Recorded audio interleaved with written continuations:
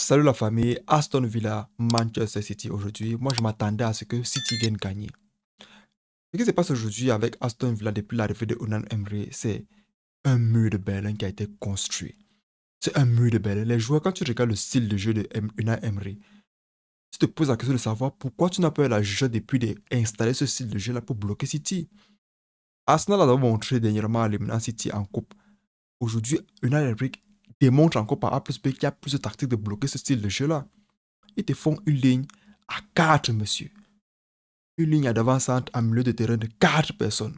Ils vous laissent, vous là qui êtes Julian Alvarez, les Foden et tout, vous installez derrière la ligne. Vous n'arrivez pas à envoyer la passe parce que les intervalles sont bloqués, tout simplement. Vous êtes plein derrière là, mais vous n'avez pas à avoir la passe. Pourquoi les intervalles sont bloqués? Tout ce que vous pouvez faire, c'est quoi? C'est envoyer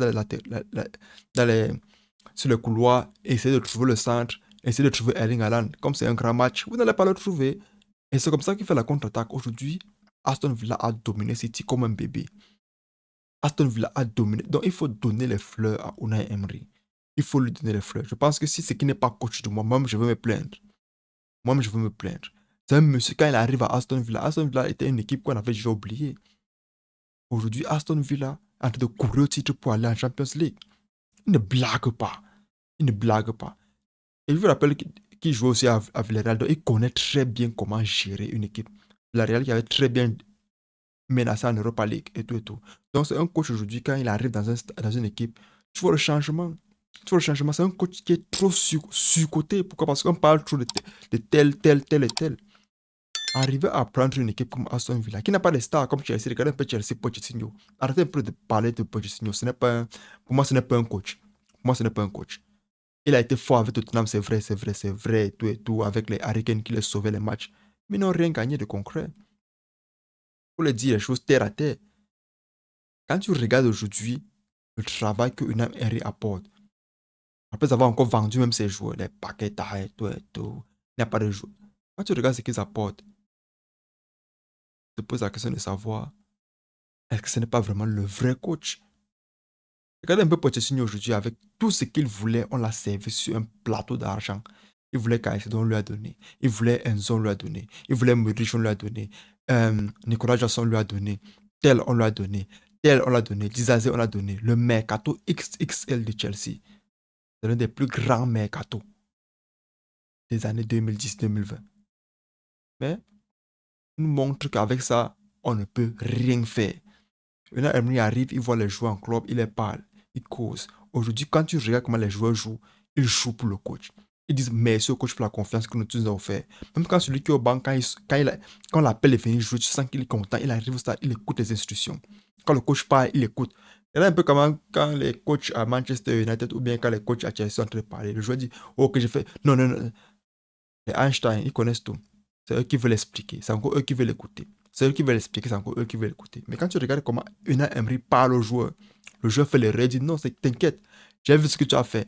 Franchement, tu réussis à faire pour qu'il ne parle plus. D'accord, coach. Tu vois, le joueur joue pour le coach. Le joueur a la passion du football. Le joueur développe, il se bat pour le coach. Avec ça, vous n'allez pas gagner comment? Regardez aujourd'hui avec Chelsea, avec City. Quand Rodri n'est pas là, ce n'est pas City. Quand Rodri n'est pas là, ce n'est pas City. Laissez-nous les Kovacic, les Stone et tout et tout. Ce sont les petits joueurs. Ce sont les joueurs qui se cachent derrière le talent des autres joueurs pour briller au stade.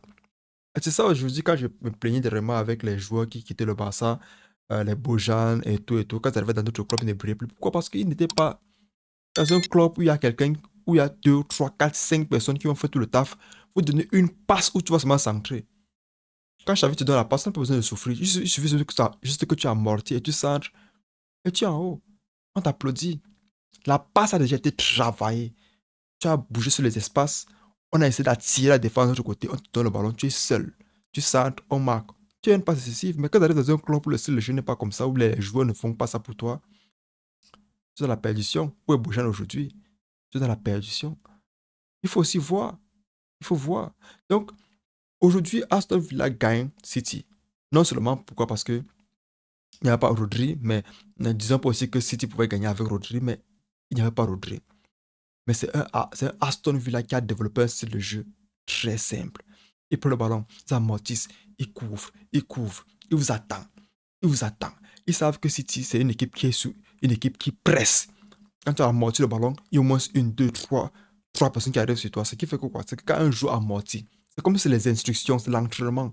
Il sait que une, deux, trois personnes vont venir. Et quand 3 personnes bougent sur toi dans un stade, vous ouvrez automatiquement les espaces. Ça, c'est automatique. Vous êtes 11, 3 personnes bougent sur une personne. Vous ouvrez les espaces et les joueurs font quoi? Ils ont confiance en eux. Il y a un ballon qui est... Déjà, un ballon, on appelle ça quoi? La roue de secours pour le joueur qui attend. Et quand on sait que les joueurs... On jette le ballon à n'importe qui au milieu, on sait que les joueurs de Aston Villa seront là. Le match était très beau.